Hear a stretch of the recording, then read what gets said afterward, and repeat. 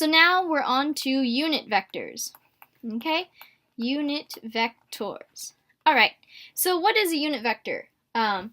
These basically mean vectors of length and unit, like unit circle, would be 1. So vectors of length 1, or magnitude 1, right? So let's think of the unit circle. All right, and I'm going to try my best here to draw a circular looking thing. That was actually pretty good. Okay, so here's our x and y axes, right? Okay, so these are all 1, because this is our unit circle. This is -1, and this is -1. Okay, so let's say we have some vector v, all right? And it's not necessarily going to be a unit vector, okay? So we'll just make a v pointing out in this direction. Okay, so all of this is v. And then let's say we have another vector pointing in the same exact direction, but this time it only stops at the unit circle, right on there. Okay, let's call this vector u. And I'm going to put a little hat over it. That's the little upward pointing arrow to indicate that it is a unit vector, which means that it has length 1, right? Like this is on the radius of the unit circle, so it's going to have length of 1. So here, I'll draw it here. So this is length of 1, all right? And then the length of the entire v vector is just going to be the magnitude of v. I'm not going to specify what that is right now because I'm dealing with this in a more general perspective here. Okay, so given this, also, let's say that both of these vectors, because they're pointing in the same direction, they make the same angle with the x-axis, right? So starting from the x-axis, they make the angle theta, all right? So now let's look a little bit more in detail about what is u hat. So u hat, like I said, it's just a unit vector, okay? And it's making the angle theta with the x-axis. So this unit vector, it's actually going to have coordinates cosine theta and sine theta, right? Because it lies on the unit circle. Okay, and you can always check the magnitude of u hat would be its component squared, right? So cosine squared theta plus sine squared theta, and this is all under the square root sign, and this is just going to be 1. So yes, it is a unit vector, and it has these directions, right? This direction. Okay? So how do we bridge this gap between the unit vector u hat and v, this random vector that happens to point in the same exact direction? So this is how we're going to do it. So v, because they do point in the same direction, that means that v, the vector v, is in some way a scalar multiple of u. And again, you denote this by saying lambda, this is a scalar, some real number, times your other vector, okay? And this is true, right? Because they point in the same direction, they just have different lengths, okay? So we can write in that this is the same as lambda times cosine theta, comma sine theta, all right? And now at this point, we have that what we can do to figure out lambda is take the magnitude of both sides. So now on the left side, we have magnitude of v. So this length here, right? How long is v? Equals what? And we're going to have lambda. Remember, this is the absolute value of lambda. That's what happens when you have scalar multiples, or when you're doing scalar multiplication, it changes the magnitude by a factor of the absolute value of lambda. And then we have our square root of cosine squared theta plus sine squared theta, which this part, of course, equals a 1, right?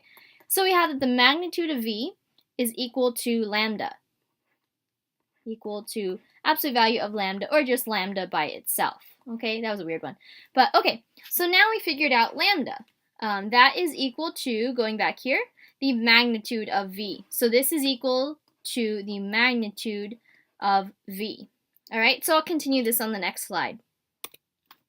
So basically what we just found is that v, the vector itself, the vector quantity, not its magnitude, but is equal to, and we said lambda times u hat, the unit vector.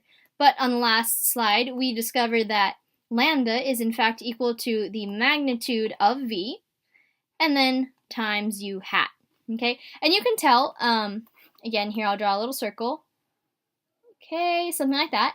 And then we had our u pointing like that, u hat, and this is theta. And then our v started at the same place but extends a little bit further, right? It goes past the unit circle. Okay, here's our x and y. So we can see that u was length of 1, right? So this is length of 1, and then the v was a length of v, magnitude of v, right? So we have magnitude of v here and a 1. So then if you just do, let's see, so the magnitude of v, if we take the magnitude of left side, and then we take the magnitude of the right side, so magnitude of that is just going to be simply the magnitude of v, because the magnitude of a unit vector is always going to be 1.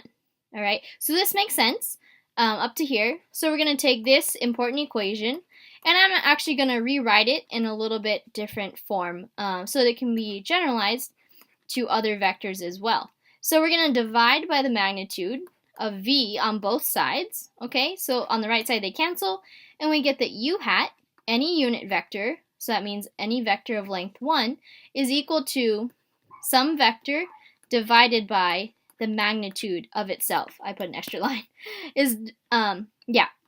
So this is our big conclusion here.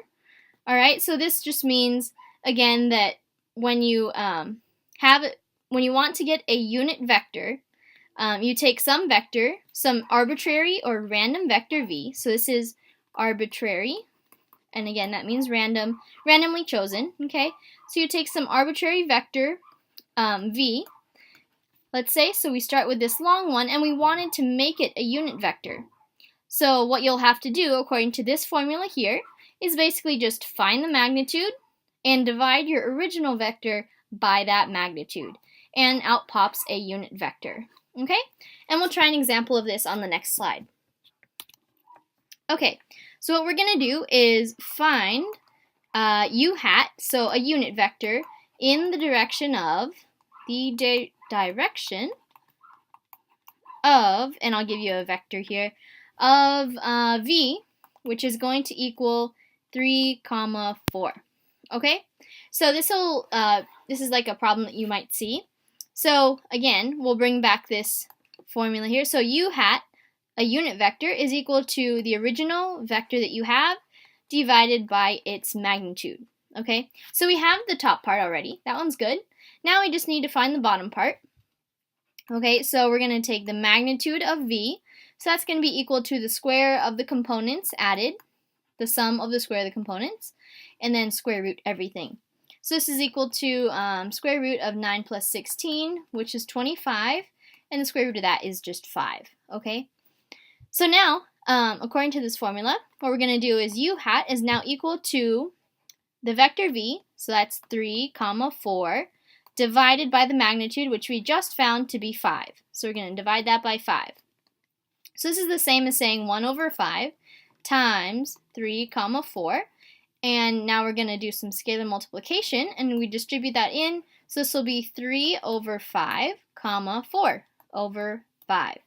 Okay, so we found our unit vector, and we can always check to make sure that it in fact is a unit vector by finding its magnitude and making sure that it equals 1. Okay, so if we find the magnitude of u hat, we're going to square the components separately. Okay, and then 4 over 5 squared, add them together, and put a square root sign over them. So this is going to be equal to square root of 9 plus 16 over 25, and that would be 25 over 25, and that is equal to 1. Okay? Alright, now for the last topic, we're going to go over some triangle inequality. Okay? Triangle inequality. So this is more or less, it's kind of a simple concept in a way, assuming that you know of the triangle inequality, which I will explain. So let's say we're doing the addition thing. We're going to add two vectors. So this is vector v, and we're adding it to vector w. So then this final resultant vector is just going to be v plus w, right? We've gone over this. This is some vector algebra. So what the triangle inequality is basically saying that the resultant vector, from adding two of them, the magnitude of the resulting vector, so this length here, That length is the magnitude, right? Because magnitude is length. Okay, this is going to be less than or equal to the sum of the sides. So again, this is going to be the magnitude of V over here, and this is going to be the magnitude of W alone, okay? So this is going to be the sum of the sides, all right? So this is basically this is the overall concept behind the triangle inequality. It's just saying that when you have a triangle, there's a rule that one side alone cannot be more than the sum of the other two sides. Okay, so I'll write that down. So one side cannot be more than the sum of the other two sides. Okay? And we can see how this holds. I mean, it would also be the same for magnitude of V, let's say. So we could also have like magnitude of V is less than or equal to the magnitude of V plus W plus W. Okay? So we'd have something like that. But that wouldn't quite make sense. One moment. So yeah, no, actually that would remain true. Of course it would, because we have this long one and then plus another one that's definitely going to be, yeah. Okay, that holds true as well. And then same thing for if the magnitude of W were on the left side. The same would hold true.